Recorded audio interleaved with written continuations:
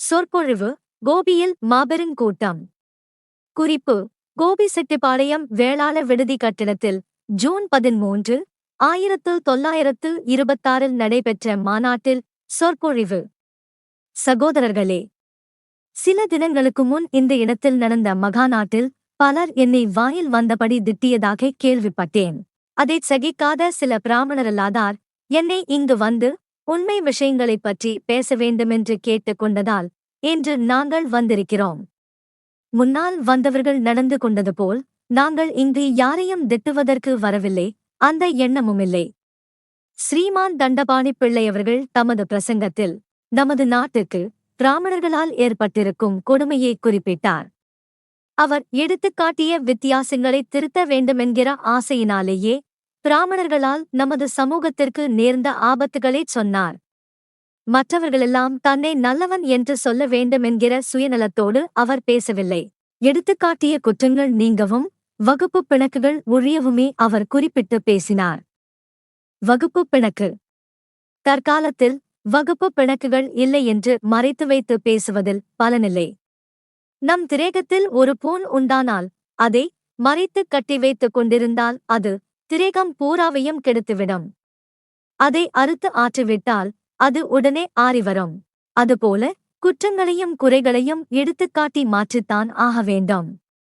வடநாட்டில் இந்து முஸ்லிம் வகுப்பு சண்டைகள் அதிகமாக ஏற்பட்டுக் கொண்டே வருகிறது. கல்கத்தாவில் இந்து முஸ்லிம் கலவரம் மூண்டிருக்கிறது.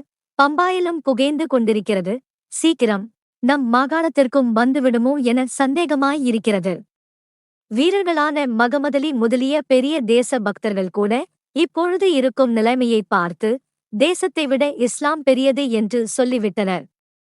7 கோடி முஸ்லிம்கள் 24 கோடி இந்துக்களிடம் அடிமையாக முடியாதென்று அவர்கள் எடுத்துக் காட்டுகின்றனர். காரணம் என்ன? அவர்கள் வீரர்களல்லவா? கிச்சிலு பெரிய தேச பக்தர். பஞ்சாபில் அவரை கவர்மெண்டார் ரகசியமாய் கொண்டு போனதினால்தான் அவ்வளவு ஜனங்கள் உயிரையும் விட்டனர். ஒத்துழையாமையே அவரால்தான் அங்கு உண்டானதென்று சொல்லலாம்.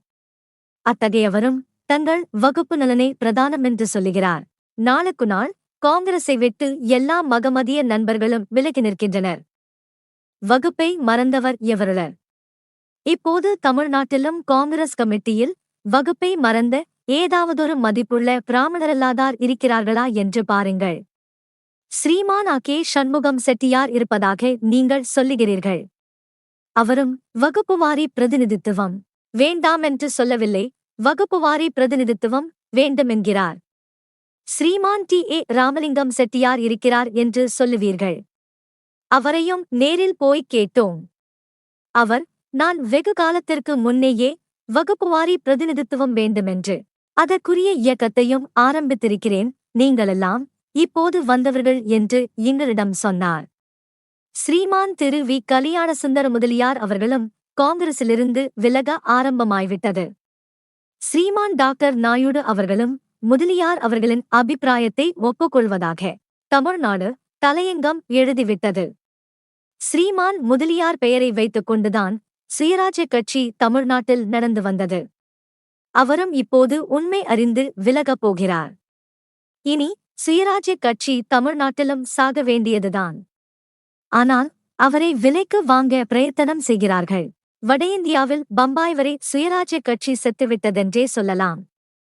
வடநாட்டில் இந்து முஸ்லிம் கலவரம், தென்னாட்டில் பிராமணரல்லாதார் கலவரம். இந்த நிலைமையில் வகுப்பு பிணக்கு இல்லை என்று மறைத்து வைப்பதில் என்ன பிரயோஜனம்? தற்கால காங்கிரஸ் உத்தியோகத்திற்கு மனு போடும் தபார் பெட்டி. தியாக உணர்ச்சி நிறைந்திருந்த காங்கிரஸ் போய்விட்டது. 35 வருஷத்திய பழைய உத்தியோக காங்கிரஸ் இப்போது தலையெடுக்க ஆரம்பித்திருக்கிறது. ஆகையால்தான் தற்கால காங்கிரஸ் தொலைந்து ஒத்துழையாமை காங்கிரஸ் உண்டாக வேண்டுமென்று சொல்லுகிறேன். மகாத்மா காந்தி காங்கிரஸ் மாறியதால்தான் மகாத்மா நம்மை விட்டுப் போய் மூலையில் ஒதுங்கி உட்கார்ந்து கொண்டார். இப்போதைய காங்கிரஸ் உத்தியோகத்திற்கு மனு போடும் தபால் பெட்டி. மகாத்மா காந்தியடிகள்தான் ஒத்துழையாமை தத்துவத்தை காங்கிரஸில் புகுத்தினார். அது சமயம் காங்கிரசினிடத்தில் ஜனங்களுக்கும் நம்பிக்கையிருந்தது. ஒத்துழையா திட்டம் வந்ததினால் அநேகம் சுயநலக்காரர்களுக்கும் உத்தியோக வேட்டைக்காரர்களுக்கும் உயர்ந்த ஜாதி என்று சொல்லுபவர்களுக்கும் காங்கிரஸில் இடமில்லாமல் போயிற்று. ஆதலால் அவர்கள் இப்போது பழைய உத்தியோக காங்கிரஸை கொண்டு வந்துவிட்டார்கள். நான் வகுப்புரிமை கேட்க காரணம், காங்கிரசிலும் முஸ்லீம் லீக் சபை ஏற்பட்டு அவர்களுக்கென தனி பிரதிநிதித்துவம் இருக்கிறது. அதற்கு காரணம் முஸ்லீம்களின் வகுப்பு நலத்தை நாடுவதேயாகும். அதுபோல் பிராமணரல்லாதாருக்கும் காங்கிரஸில் தனிப்பங்கு வேண்டும் என்பதுதான் எனது நோக்கம். நமது உரிமை நமக்கு வந்துவிட வேண்டும். சென்னை மாகாணச் சங்கம் நமது உரிமை வீதத்தை கவனிப்பதற்காகவே ஏற்பட்டது. நாளைக்கு சுயராஜ்யம் வந்தாலும் நமது நிலைமை என்ன? வெள்ளைக்கார அடிமை நீங்கி பிராமணரின் அடிமை ஆவதா என்பதுதான் எனது கேள்வி. மகாத்மாவின் ஒத்துழையா திட்டம் நாட்டில் அமலுக்கு வந்திருக்குமானால் நான் வகுப்புவாரி பிரதிநிதித்துவம் கேட்டிருக்க மாட்டேன். மகாத்மாவின் நிர்மாண திட்டம் நிறைவேறினால் சண்டைக்கு வழியில்லாமற் போகும். இப்போது மகாத்மாவின் திட்டங்கள் மாறிப்போகவே எப்படி ஒரு வகுப்பார் ஆதிக்கம் பெறுவது, உத்தியோகம் சம்பாதிக்கிறது என்கிற நிலைமை வந்துவிட்டது. ஆதலால் சண்டை ஏற்பட வேண்டியிருக்கிறது. பதவி ஆசை யாருக்கில்லை? கஷ்டப்பட்ட காலத்தில் கஷ்டத்திற்கு பங்கெடுத்துக் கொள்வார் இல்லை, லாபத்திற்கு மட்டிலும் பங்கு தகரார் வந்துவிட்டது. உத்தியோக ஆசையில்லாத தலைவர்கள் இப்போது காங்கிரஸில் இல்லை. ஸ்ரீமான்கள் டி.ஏ. ராமலிங்கம் செட்டியாரும் ஆர்.கே. சண்முகம் செட்டியாரும் காங்கிரஸில் இருக்கிறார்களே, அவர்களும் உத்தியோக ஆசைக்காரர்களா என்று கேட்கிறீர்கள். ஆம், அவர்களும் உத்தியோகத்திற்கு இரகசியமாய் உள்ளுக்குள் ஸ்ரீமான் சீனிவாச ஐயங்காரிடம் கான்ட்ராக்ட் பேசி ஏற்பாடு செய்து கொண்டுதான் சுயராஜ்ய கட்சியில் சேர்ந்திருக்கின்றனர். சும்மா இருக்கவில்லை, இன்றைக்கும் அவர்கள் ஹிருதயத்தில் வகுப்பு நலன் துடித்துக் கொண்டுதான் இருக்கும். என்ன செய்வார்கள் பாவம்? எப்படி இருந்தால் இது சமயம் தங்கள் காரியம் ஆகும் என்பது தெரிந்துதான் சமயம் போல் நடக்கிறார்கள். இவர்கள் எல்லோரும் பழைய காங்கிரஸை உண்டாக்க பார்க்கின்றனர். காரணம் என்ன? பழைய காங்கிரஸ் ஏற்படுத்திய போதே அதன் மூல மந்திரம் உத்தியோகம் பெறுவதுதான். சீர்திருத்தத்தால் உண்டான லாபம். உத்தியோக காங்கிரசின் பலனால் நமது நாட்டிற்கு சீர்திருத்தம் 2 தடவை சர்க்காரால் கொடுக்கப்பட்டது. முதல் சீர்திருத்தம் வந்ததும் இந்து முஸ்லிம் கலகம் ஏற்பட்டது. சம்பளங்களை உயர்த்தியதால் வரி அதிகமாய் செய்யப்பட்டது. 2வது சீர்திருத்தமும் வந்து நமக்கு என்ன கிடைத்தது? பிராமணரல்லாதார் கட்சியை உண்டாக்கிற்று. மீண்டும் வரி உயர்ந்தது. இந்த சீர்திருத்தங்கள் காங்கிரஸில் போட்ட சத்தத்தால் ஏற்பட்டது. உத்தியோக காங்கிரஸ் இல்லாதிருந்தால் நாட்டிற்கு இத்தனை கெடுதல் ஏற்பட்டிருக்காது. உத்தியோக காங்கிரஸ் இல்லாதபோது 50-60 கோடி ரூபாய்தான் நாம் வரி கொடுத்து வந்தோம். உத்தியோக காங்கிரஸ் பெற்ற சீர்திருத்தத்தின் பலனாய் இப்போது 150 கோடி கொடுக்க வேண்டியதாகிவிட்டது. காங்கிரஸ் இல்லாதபோது 24 கோடி ரூபாயில் வைத்திருந்த இராணுவ செலவு உத்தியோக காங்கிரஸில் சீர்திருத்தம் வேண்டுமென படித்தவர்கள் சத்தம் போட்டதால் இன்றைக்கு 70 கோடி ரூபாய் இராணுவ செலவில் நிர்வகிக்கப்பட்டு வருகிறது. இத்தனையும் ஏழைகள் பணந்தான். 1000க்கு 5 பேர்தான் பணக்காரர்களாய் இருப்பார்கள். அவர்கள் வரி கொடுப்பதைப் பற்றி கவலையில்லை. தேசத்தில் 1000க்கு 900 பேர் 10 ரூபாய்க்கு கீழ்ப்பட்ட வரி கொடுப்போராய் இருக்கிறார்கள். அவர்கள் வரி கொடுப்பதுதான் சர்க்கார் வரும்படி. 2வது சீர்திருத்தத்தால் வரி உயர்ந்தது. இராணுவ செலவு அதிகமாயிற்று. சம்பளங்கள் உயர்ந்தது. 3 பைசா கார்டு அரையணா ஆயிற்று. உத்தியோகச் சண்டைகள் மலிந்தன. ஒவ்வொரு ஜாதியாருக்கும் எனக்கு உனக்கு என்ற சண்டைகள் மிகுந்தன. இந்த உத்தியோகங்களும் நியமனங்களும் எலெக்ஷன்களும் இல்லையானால் சண்டையே இல்லை. இதற்கு முன் ஒரு கவர்னர் 2 நிர்வாக சபை மெம்பர் ஆக 3 ஒரு மாகாணத்தை ஆண்டு வந்தார்கள். சுமார் 20,000 ரூபாய் சம்பளத்தில் நமது மாகாண கவர்மெண்ட் நடந்து வந்தது. உத்தியோக காங்கிரசின் பலனாக 3 மந்திரி 4 நிர்வாக சபை மெம்பர் ஆக 7 பேர் மிகுந்துவிட்டார்கள். ஆள் ஒன்றுக்கு 5,500 ரூபாய் வீதம் சம்பளத்தில் நமது மாகாணம் நிர்வகிக்கப்பட வேண்டியதாகிவிட்டது. இந்த சம்பளம் ஏழைகள் தலையில் கை வைத்து அவர்களிடம் வசூல் செய்யப்படுகிறது. இத்தனை கெடுதலும் படித்த பிராமண வகுப்பாரால் வந்தது. ஆகையால்தான் மகாத்மா இந்த குறைகளை மாற்ற வேண்டுமென்று சொன்னார். எல்லாம் ஏமாற்றமே. இப்போது உங்களிடம் ஓட்டு கேட்பவர்கள், அவன் சட்டசபைக்கு போனான், ஒன்றும் செய்யவில்லை, இவன் போனான், ஒன்றும் செய்யவில்லை, நான் போகிறேன், பண்ணி போடுகிறேன் என்று உங்களை முட்டாள்கள் என்று நினைத்துக் கொண்டு சொல்லுகின்றனர். வேளாள பிரபுக்கள் ஏமாற்றமடையக் கூடாது. அவர்கள் சொல்வது பொய். அங்கு யார் போனாலும் உங்களுக்கு ஒன்றும் செய்ய முடியாது. அதில் தங்களுக்கு உத்தியோகம் தேடிக்கொள்ளத்தான் முடியும். அதுக்கு நீங்கள்தான் அதிக வரி கொடுக்க வேண்டி வரும். சட்டசபையில் ஒன்றும் செய்ய முடியாது என்று சொல்லி வெளியில் வந்தவர்கள் மறுபடி எதற்காக போக வேண்டும்? சுயராஜ்யம் என்றால் என்ன? நமது மகாத்மா காந்தியடிகள் தமது சுயராஜ்யத்திற்கு இன்னும் அர்த்தம் சொல்லவில்லை. ராஜபிரதிநிதி கேட்டபோது கூட அவர் சொல்லவில்லை. சுயராஜ்யம் கிடைத்தால் அதை அடைய யோக்கியதை வேண்டுமென்றுதான் நிர்மாண திட்டத்தையே சுயராஜ்யம் என்று சொன்னார். அதை விட்டுவிட்டு உத்தியோகம் அடைவதை சுயராஜ்யம் என்று உங்களை பிராமணர்கள் ஏமாற்றுகிறார்கள். நாம் உண்மையை உணர வேண்டும், உண்மையை எடுத்துச் சொல்ல வேண்டும். உண்மையை எடுத்துச் சொல்லுவதில் என்ன வந்தாலும் பொறுத்து கொள்ளத்தான் வேண்டும். நம் பைத்தியக்காரத்தனம் நீங்க வேண்டும். இப்போது நாளுக்கு நாள் மகாத்மா காந்தி என்பவர் ஒருவர் இருந்தார் என்று சொல்லும் ஸ்திதிக்கு கொண்டு வந்து விட்டுவிட்டார்கள். இப்போது நமது யோக்கியதை என்ன என்பதுதான் நமது கவலை. நாம் இத்தனை கஷ்டப்பட்ட ஒத்துழையாமை காங்கிரசின் பலனை சுயநலக்காரர்கள் உபயோகப்படுத்திக் கொள்ள விடுவதா என்பதுதான் எனது கவலை. வித்தியாசம் ஒழிய வேண்டும். மறுபடியும் ஏதாவது ஒத்துழையாமை இயக்கத்திற்கு புத்துயிரளிக்க வழியுண்டா என்பதுதான் இனி யோசிக்க வேண்டிய வேலை. பெருமைக்கு ஆசை வேண்டாம். பெருமை என்றால் பணத்தாலும் சதையாலும் பலத்தாலும் உண்டாகக் கூடியதல்ல. மகாத்மாவை நாம் எதற்காக மதிக்கிறோம்? அவருடைய உத்தமமான கொள்கைக்காகவே.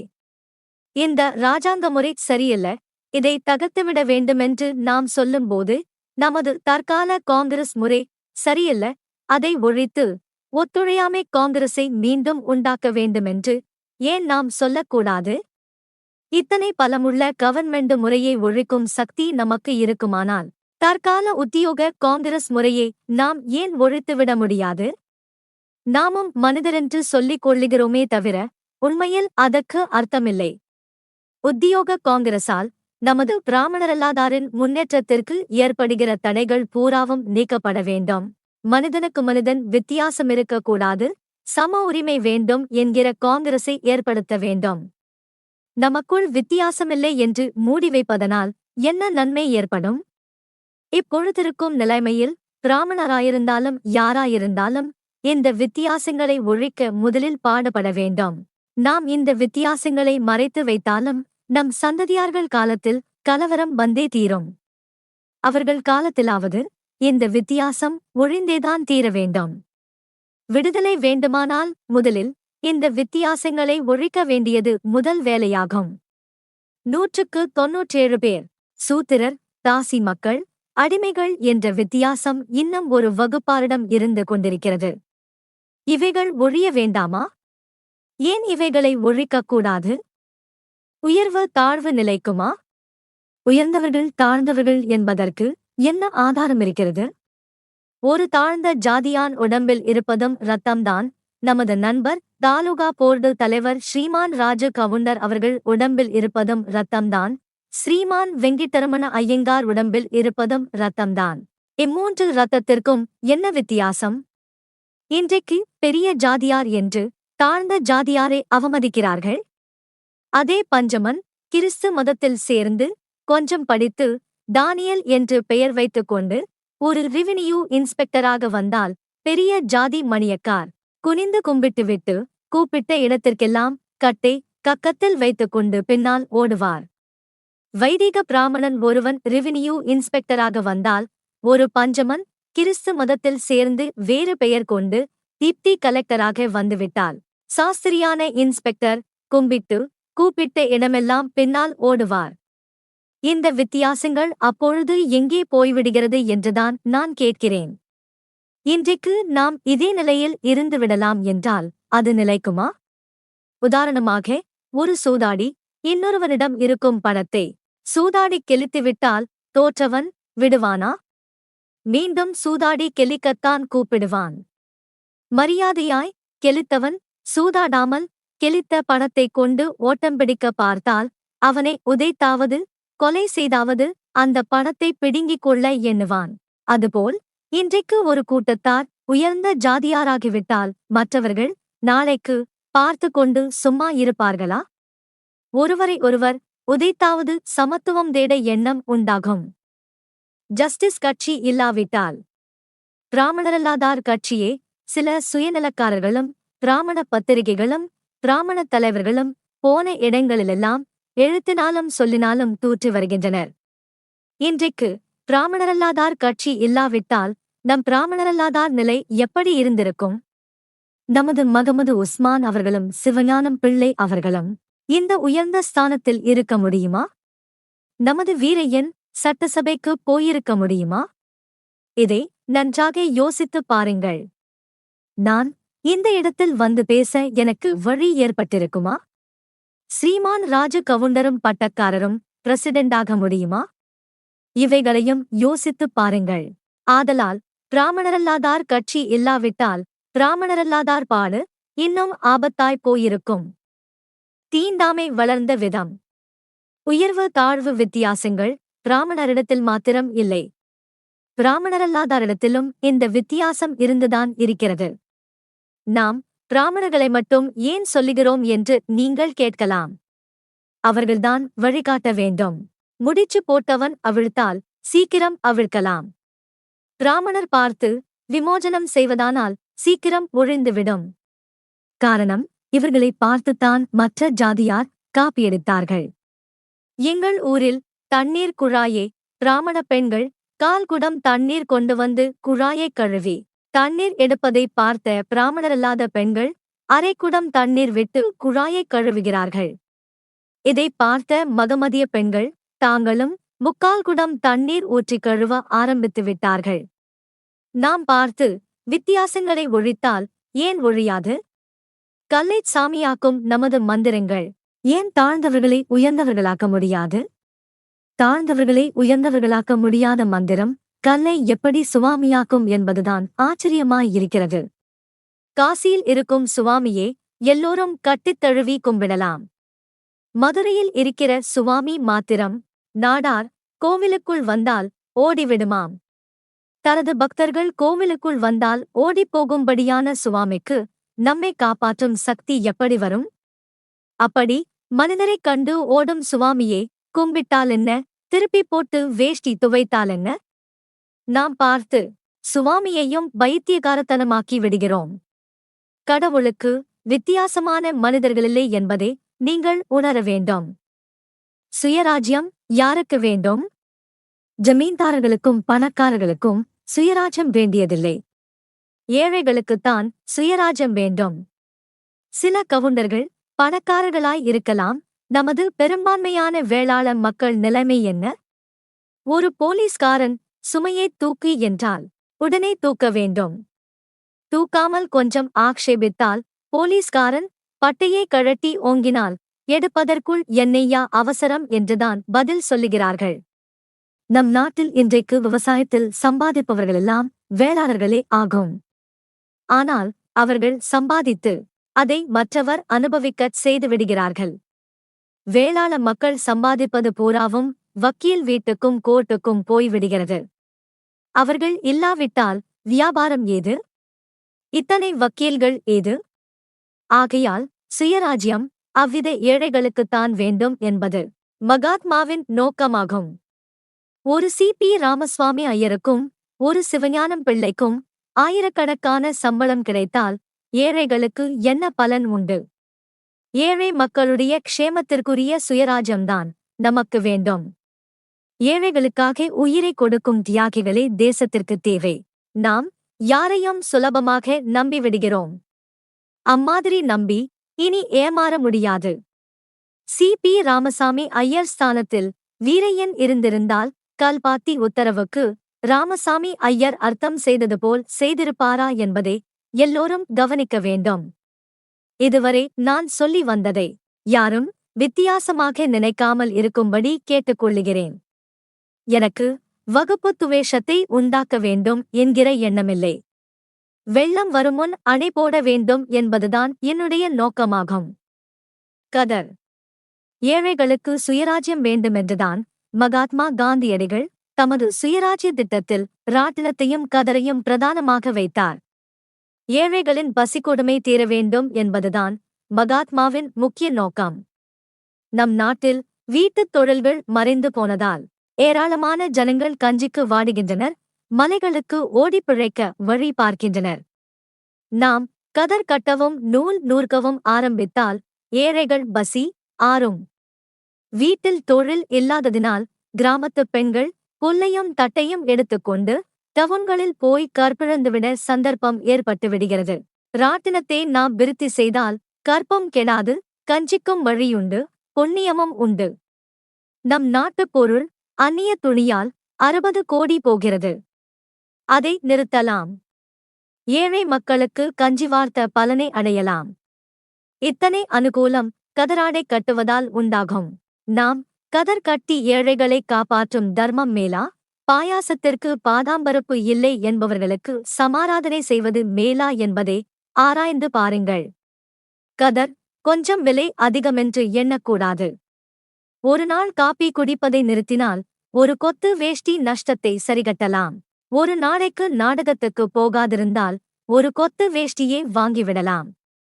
ஒரு நாளைக்கு வக்கீல் வீட்டிற்கு போகாமலிருந்தால் ஒரு குடும்பத்திற்கு ஒரு வருஷத்திற்கு வேண்டிய கதர் துணி வாங்கிவிடலாம். ஆகையால் எல்லோரும் கதர் கட்ட வேண்டும் என்று கேட்டுக்கொண்டோம். இதுவரை நான் சொல்லி வந்த விஷயங்கள் பூராவும் தற்கால நிலைமையில் நாம் எப்படி நடந்து கொள்ள வேண்டும் என்பதை பொறுத்தது ஆகையால் உண்மையை உணர்ந்து உங்கள் புத்திக்கு சரி என்று தோன்றியபடி நடந்து கொள்ள வேண்டுமென்று கேட்டுக்கொள்கிறேன். குடியரசு சொற்பொழிவு, ஜூன் 27, 1926.